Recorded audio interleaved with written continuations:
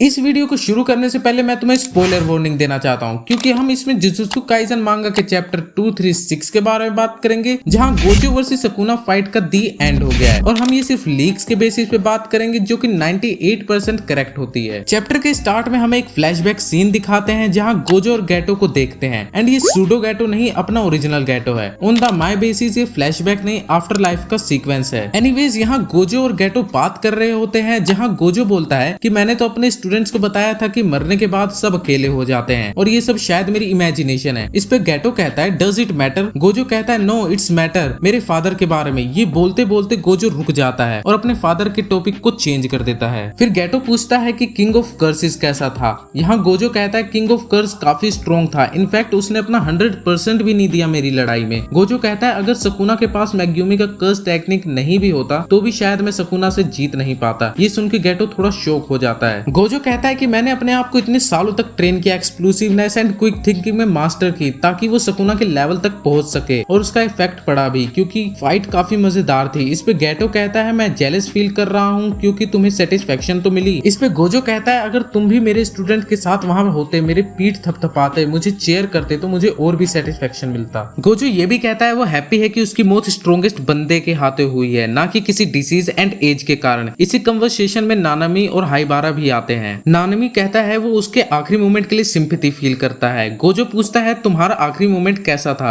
इस पे नानामी कहता है मैं उसे बताई थी तुम नॉर्थ की तरफ मूव करना अगर तुम अपने आप को चेंज करना चाहते हो, एंड साउथ की तरफ तब मूव करना अगर तुम अपने आप को एक्सेप्ट कर लेते हो, यानी जो तुम हो वही रहना चाहते हो। नानामी साउथ चुनता है, इसलिए उसका एंड मोमेंट इतना खराब नहीं था। इसके बाद गोजो वहां पे सबको फेयरवेल बिट करता है, गैटो, नानामी, हाइबारा, यागा, रिको एंड कोइरो। एंड यहाँ से सीधा हमें प्रेजेंट में ले जाते हैं, जहाँ सुकुना माहोरागा के एडेप्टेशन के बारे में बताता है। एंड यहाँ से थोड़ा ध्यान से सुनना कि एग्जैक्ट हुआ क्या था। तो सुकुना बताता है कि जब भी माहोरागा पे अटैक होता है वो उसे अडेप्ट कर लेता है, एंड माहोरागा की एडेप्टेशन उतनी ही तेजी से बढ़ती है जितनी स्पीड से आप अटैक करोगे। तो जब माहोरागा ने इन्फिनिटी को अडेप्ट किया था तो उसने अपने कर्स टेक्निक को ही चेंज कर लिया था, ताकि वो इन्फिनिटी को न्यूट्रलाइज कर सके। अब मैं तुम्हें वो बताने जा रहा हूँ जो कि किसी ने नहीं बताया होगा। तो बेसिकली माहोरागा अडेप्ट करना कभी बंद ही नहीं करता, इवन ऑफ वो अडेप्ट करता रहता है। वो उसे अच्छे से समझता है एंड विद टाइम उसके एडेप्टेशन का तरीका बढ़िया हो जाता है। एंड यहाँ सुकुना को इन्फिनिटी का ब्लूप्रिंट चाहिए होता है ताकि वो इन्फिनिटी को भेद सके। वेल जब माहोरागा का पहला इन्फिनिटी एडेप्टेशन हुआ था, जिसमें उसने अपनी कर्स टेक्निक ही चेंज कर ली थी, एंड वो सुकुना के लिए कॉपी करना पॉसिबल ही नहीं था, क्योंकि कोई अपना कर्स एनर्जी कैसे चेंज कर सकता है। ये प्रॉपर्टी सिर्फ माहोरागा के पास थी, क्योंकि वो एक शिकिगामी है। वेल माहोरागा अडेप्ट करता गया एंड एक ऐसा पॉइंट आया जहाँ सुकुना माहोरागा के एडेप्टेशन को प्रॉपर कॉपी कर सके। एंड सुकुना समझ गया था कि माहोरागा एक्चुअली में गोजो और उसके इन्फिनिटी को तो अडेप्ट कर ही नहीं रहा, बल्कि वहां के स्पेस को मींस वर्ल्ड को ही अडेप्ट कर गया है, जिसको कि वो काट सकता है। मतलब सोच के देखो, एक वर्ल्ड है और वो वर्ल्ड ही कट सकता है, यानी वर्ल्ड में जो लोग हैं वो भी कटेंगे ही, यानी गोजो भी कटेगा। और यही ब्लूप्रिंट सुकुना ने अपने अटैक में कंबाइन किया, और सुकुना के वार गोजो की इन्फिनिटी को रोक ही नहीं पाता, क्योंकि इन्फिनिटी या गोजो पे नहीं वर्ल्ड पे था, और अगर वर्ल्ड कटेगा तो गोजो भी कटेगा। ये एक इम्पॉसिबल था, बट सुकुना ने कर दिखाया।